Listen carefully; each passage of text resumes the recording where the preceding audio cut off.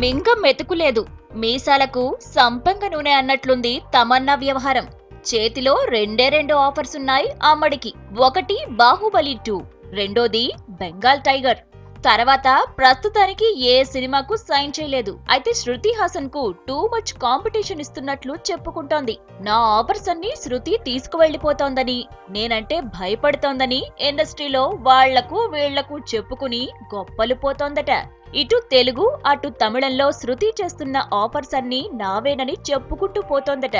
దీనిపై శృతి హాసన్ స్పందించకపోయినా ఇండస్ట్రీని ఫ్యాన్స్ మాత్రం బాగా వెనకేసుకొస్తున్నారట. రిటైర్మెంట్ వరకు వచ్చినా తగ్గాల్సింది మాత్రం తగ్గలేదని బహిరంగంగానే దెప్పిపొడుస్తున్నారట. ఇలా అయితే వచ్చే 2-3 ఆఫర్స్ కూడా రావని అంటున్నారు.